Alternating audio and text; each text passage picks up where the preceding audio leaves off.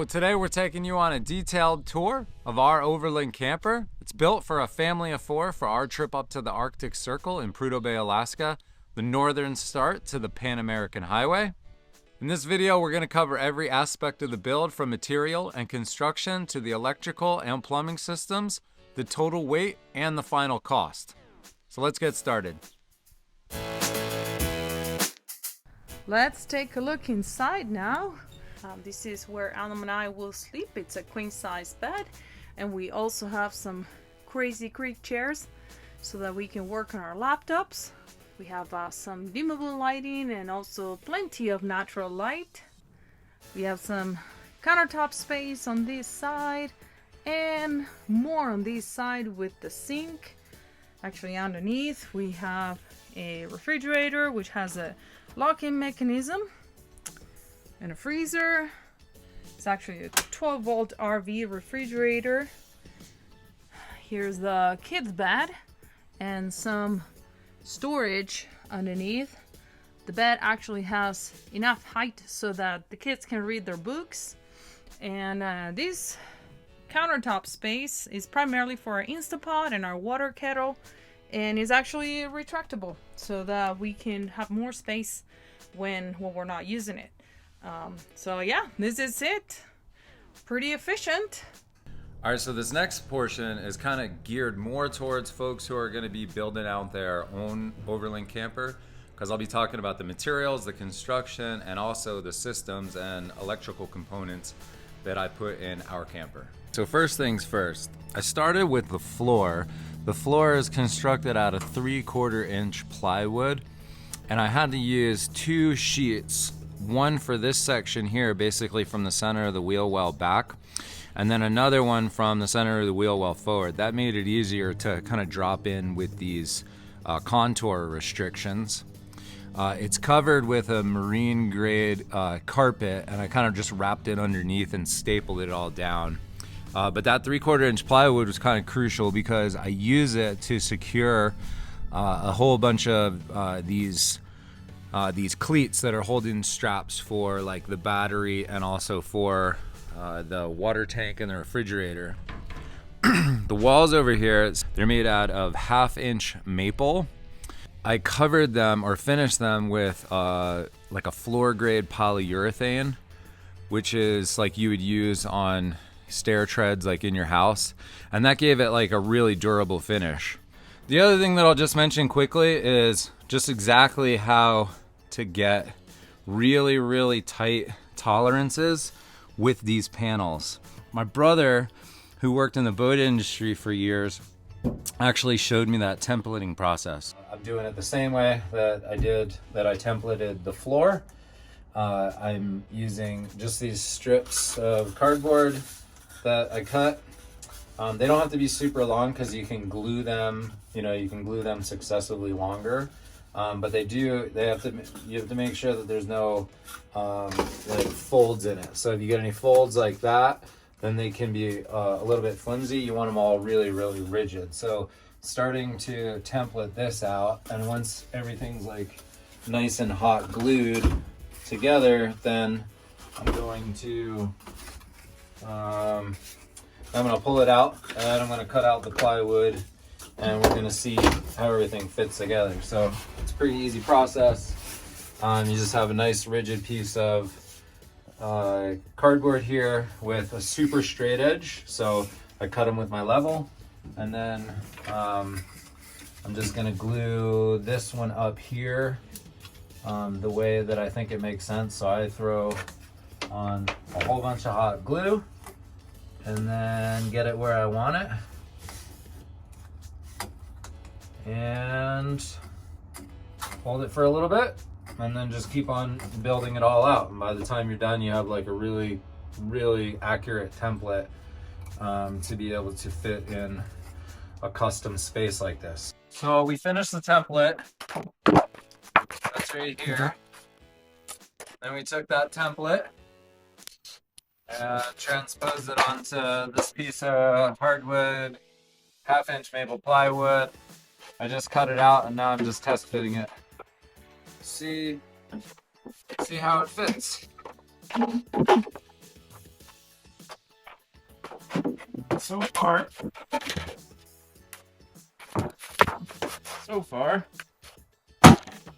fitting pretty good. Okay, so discussing a little bit more how these are actually secured to the wall. Here you can see a picture of, or some video of what the camper looked like before I started putting in the panels. So what I actually did is this is called a plus nut, okay, and this is called a riv nut. And what you do is you just drill into that aluminum that's behind it, and then with a press, you press these into place. And I'll show you what they look like on the backside, because over here, the manufacturers of Overland actually press them in. So this is what they look like on the backside. You can see it expands and holds it into place so that you can like thread in, you know, a machine screw into there. The machine screws that I mostly use for building out the attaching the panels to the aluminum structure behind it were M8s. This is a piece of our board, and it's 1 inch thick, and you can get this in 4x8 sheets.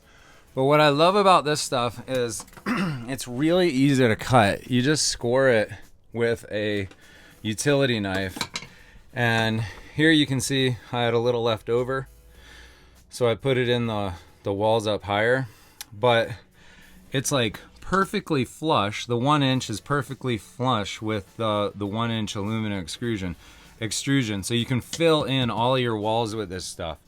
And that's actually what's behind all of these walls, which makes for a pretty comfortable space, especially for the kids when they're sleeping here, because they're basically surrounded by all that insulation. So here, just looking at the kids' bed construction, I also used initially a 1/2 inch maple plywood.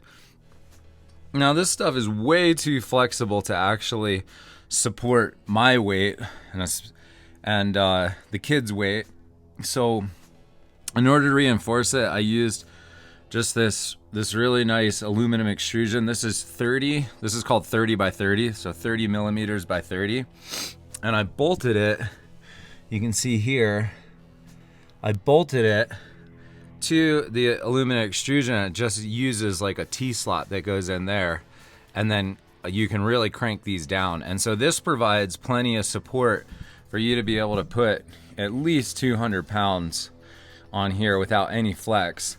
I did add this one stand right here just so that it would give it a little support, and a lot of times we step on here when we want to climb up into the bed above.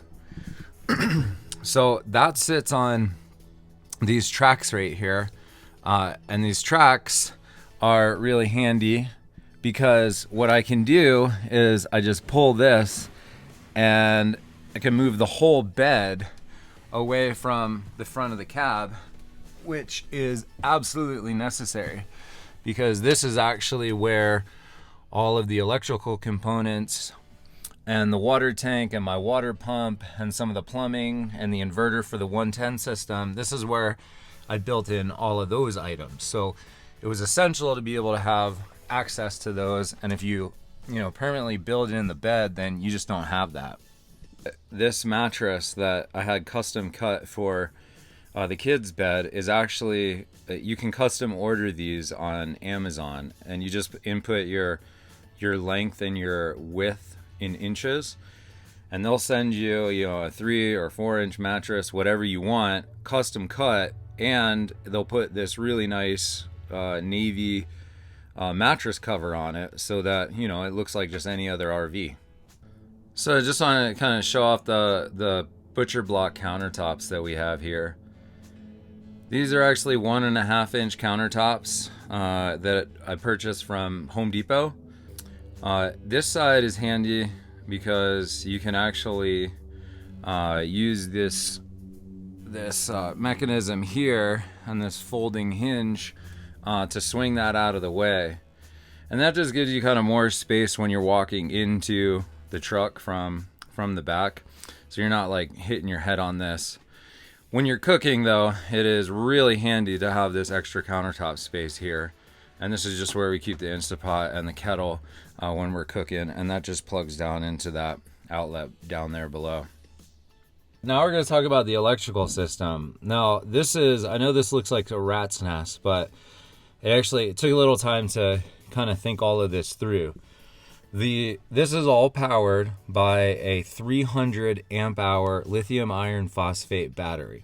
It does not have Bluetooth, but 300 amp hours is a pretty impressive amount of power for just the back of a pickup truck. So the fact that we can power our Instapot and, you know, cook with electric, you know, for basically 2 days, we can cook all our meals for essentially 2 days with this amount of power. Now the way that we charge this thing up is this is the MPPT for the solar system, and then this is our 50 amp DC to DC charger, and I'll talk through that a little bit more, how I wired that in. But that basically provides electricity from the alternator of the truck to be able to charge this battery quite quickly whenever we're driving or whenever the engine is running. I also have in, you know, cutout switches. This is a cutout switch for the alternator up front. This is a cutout switch for the inverter. And then this is a cutout switch for the power provided to my switch panel. And then lastly, I just have one more primary battery cutout switch that just goes to the positive load on the battery. Everything is wired correctly when it comes to the wire size. And here I'll just show you like a wiring chart that I used to be able to kind of gauge what wire size I should use for each run. I've also put in OCP, which is overcurrent protection. So this is a fuse that's on the positive terminal of the battery. And this is just for if I ever actually have a short, that fuse will blow rather than causing like a thermal meltdown of the battery. I am a big fan of like high quality, robust bus bars. So I have a big positive bus bar here and the negative bus bar here. And I actually have a negative bus bar for all of my different secondary circuits that's behind that black hatch cover. This is the SmartShunt, the Victron SmartShunt. In a little bit I'll show you just how my phone can connect to that to monitor the amount of amps going in and going out. So right now I'll show you the two charging methods. So I'll show you how I wired in the solar and also the DC to DC charger. These are Rhino rack rails that Overland actually will provide with the camper. In order to attach this panel, I wanted it really low profile, so I was able to find these cool little brackets. These are 30 millimeter solar clamps, and I just paired those with a Rhino rack T-slot, and that holds this like really strong. I have the solar running through a standard connection here, and Overland also provided this solar waterproof grommet so that you can run your cables through without ever getting water into the actual camper. And then the solar panel that I was showing you earlier, that comes in through the MPPT. It gets delivered to the bus bars, and then ultimately, obviously, the battery. That also, I set that for lithium iron phosphate. Now, that's only about a 180 watt solar panel. So, you know, really on a good day, I'm never exceeding about 8 amps of charging. So it's not the primary charging unless the truck's gonna be sitting for a while unused. Most of my charging is gonna come from the alternator. All right, so the first task with the wiring in a DC to DC charger is you have to connect the DC to DC charger actually to your primary battery, and in turn that connects it to your alternator. Now my alternator is like all the way down there, but having these connected up, now I can pull like, you know, all of the power that I need to charge my house bank back there in the back of the truck through this. Now, just like I talked about on the battery, I added overcurrent protection here. I think I put about 150 amp fuse on there, and that's to protect this battery in case I get a short, like in case these wires rub together through the chassis or something like that. That'll blow first, and you know, I won't have you know, my truck being welded together. Now let me show you how I ran it. So right there you can see those two wires coming down, and I've actually insulated them with plastic and with a fiberglass wrap around it, so they enter the actual frame of the truck. And then I'll show you back there where they come out. So here we're under the driver's side, and this is the plastic insulation, and I just attached them to the actual frame. So these are really, really well protected. Now they run all the way back there. So to show you how I actually wired them into the bed of the truck, I have them running through here, all protected the whole time. And then up there, that is where they enter in to the side of the truck. This is for charging the house bank from the truck's alternator. So these are 4-gauge. These are 4-gauge wires, and so we'll be able to charge it anywhere between. With one charger, we can charge at 50 amps. It goes into this switch first, and then into the DC to DC charger. And this is really important for actually charging lithium iron phosphate, because lithium iron phosphate needs a different battery voltage. It actually charges at about 14.6 volts. And so this will kick it up to that from whatever the alternator's at to be able to provide the correct voltage for the battery. Okay, so now just to talk about the circuits. So this is a traditional Blue Sea Systems circuit panel that you would have like on board a boat. And so I actually took this off of our boat that we have down in Mexico, and I used this to be able to wire the different circuits. So I put in 6 circuits. So we have interior lights, exterior lights. SATCOM is our Starlink. I hardwired the Starlink.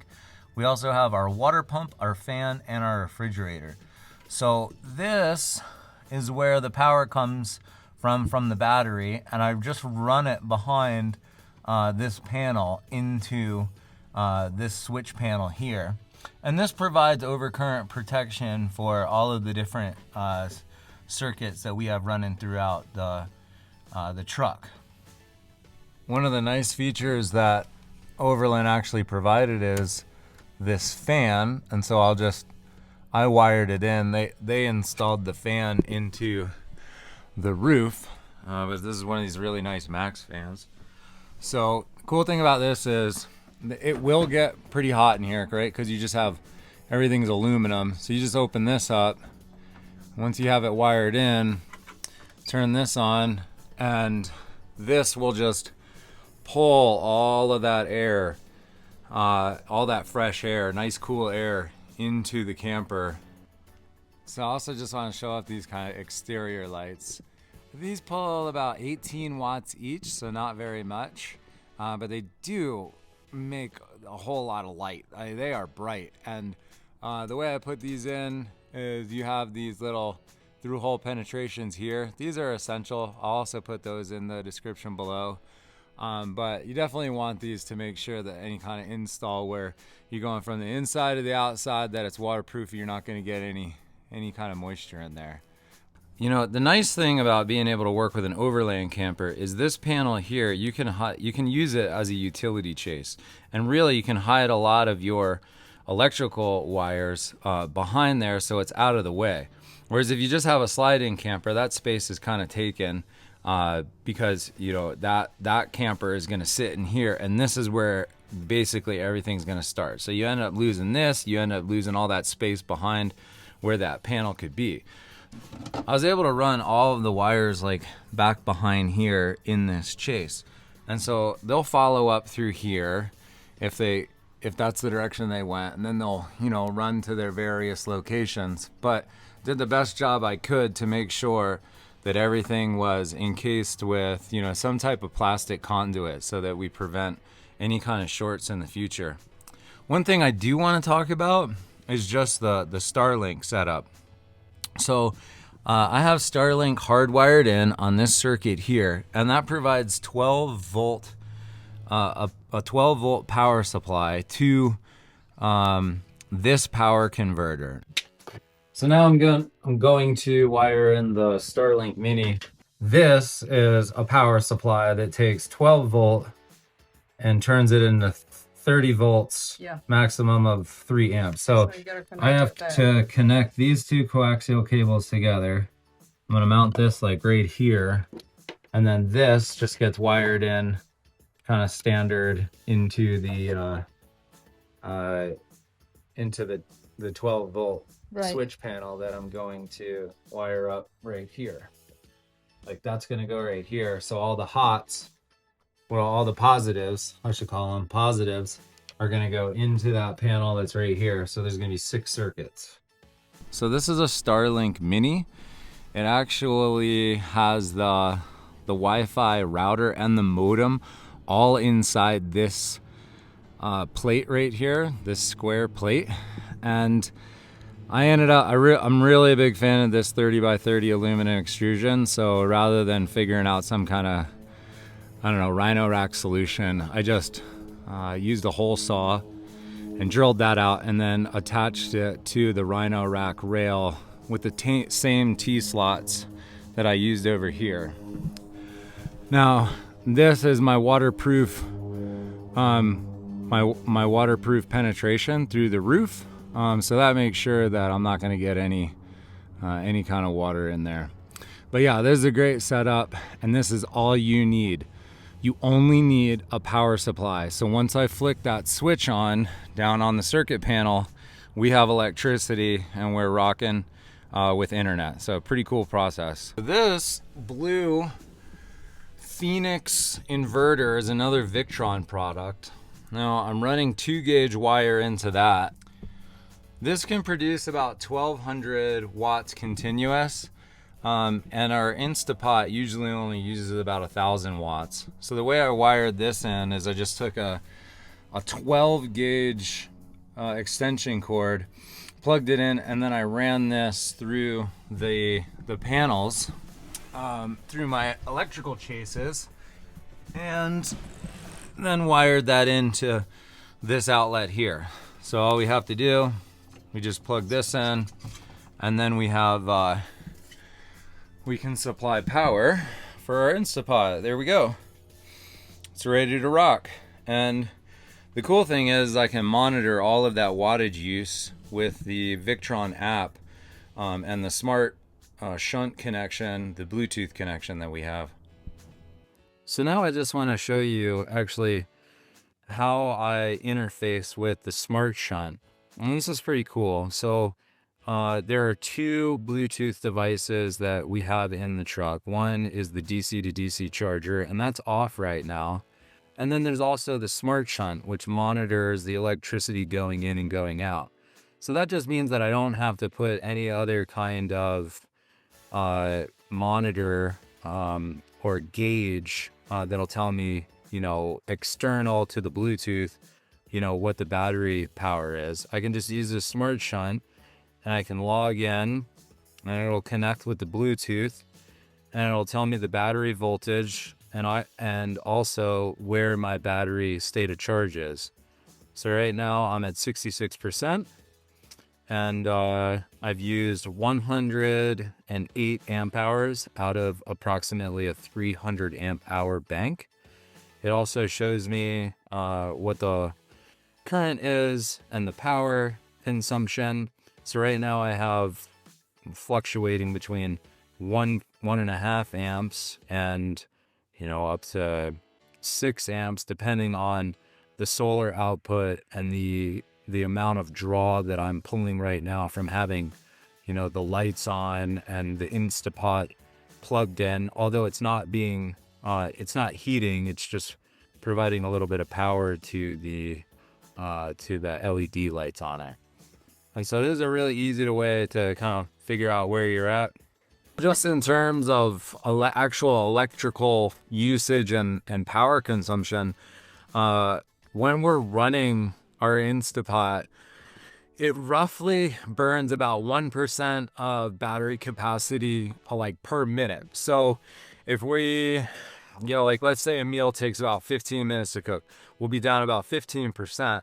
But what we found is that, if we're cooking oatmeal in the morning, making coffee on the electrical kettle, or the electric kettle, and then we're making our dinners with the Instapot, say it's like a curry or like spaghetti and meatballs or something like that, we could actually get by with about 2 days of electricity off of a 300 amp hour bank. We felt like it was totally a sustainable and plausible idea to be able to just cook with electric and actually not use propane. This tank right here is a 30-gallon tank. On a boat, typically you budget for about 1 gallon per person per day. Without showers, if you don't take showers, this is just cooking and drinking water and washing dishes, that kind of stuff. We can get by for probably 7 days without having to fill up this water tank. If you take showers, obviously you're going to cut into that time, but yeah, 30-gallon tank can last you a while. And I was able to find this on Amazon as well. So I just secured that to the floor the same way that we have the battery and the refrigerator secured. And then this is our vent. This is our water supply to our pressure pump. And then I ran it to a garden hose connection to PEX. And then this runs just through the panel behind here, all the way over to here. So then we just have PEX to a shutoff valve. This provides water to the sink.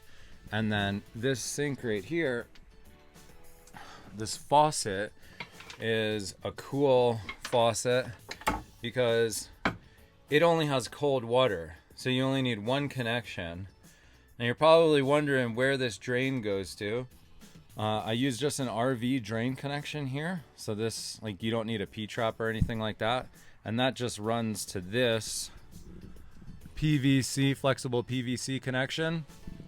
And what I did was I just drilled a hole behind where my taillights are and ran that down through there.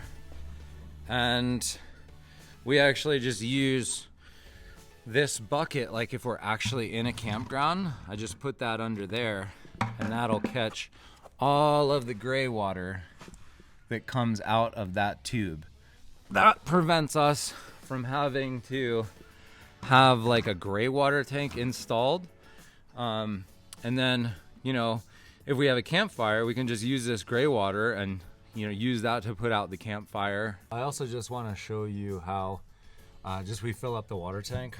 So this is a 1 1/4 inch RV fill hose. And I was able to get a connection converting that to 3/4 inch garden hose. So we just connect a garden hose to this, and then we're able to fill it up. And then this has a gasket inside, so we just cap it like that. This is a DC refrigerator. And so when I installed this circuit, I just put in a DC SAE outlet here so I can just plug in the refrigerator. And I just splice this into the wiring on the back of the refrigerator. We just got to the cat scales here to weigh the truck to find out how much more the camper weighs, and I just topped off the tank as well because the curb weight it reflects an empty truck, but it does reflect a full tank of gas. So let's go find out how much she weighs. The numbers are in. I'm just back from the cat scales. The truck weighed in at 7,080 pounds. The curb weight for the truck, without any kind of payload, originally from the factory, is 5,445 pounds. In order to determine the exact weight of the camper, I have to subtract a couple more things out. That includes the water that's in the 30-gallon water tank. That's 242 pounds. The rails that I added to the truck, that was about 20 pounds. And then me at 195 pounds. You subtract all of that out and we're left with the overall camper weight, which is 1,178 pounds. Now this is really important moving forward because I will be upgrading the suspension system to be able to handle this constant payload with new front coilovers and also rear super heavy duty leaf springs. So stay tuned because that'll be content coming out in the future. So last but not least, I'm sure you want to know what the cost of all this was. I purchased this camper with all of the upgrades that I made to include like the fan, the Rhino rack rails, a slightly taller mattress area. I think mine is 10 inches. And also the kind of the barn doors on the back. That came to $12,900. All of the upgrades that I have made in the last couple weeks, those materials, electrical components, also including Starlink, which isn't cheap, those upgrades cost $4,350 for a grand total of $17,250. I think when you compare this to a lot of the other sliding campers on the market, when you account for all of the amenities that are now in the truck, I think it's a pretty good value. So really happy with where we landed at. So just wrapping things up, I hope you like this video. If you are interested in wiring your own RV or overland camper, my recommendation is to check out boathowto.com, where you learn how to essentially wire a boat. So if you can wire a boat, you can wire an RV or a camper. If you have watched to the end of this video, then I hope that this has provided some value to you. So if you wouldn't mind, I would really appreciate it if you liked and subscribed, because we are planning to take this more seriously and come out with more content in the future. So we'll see you in the next video. Thanks for watching.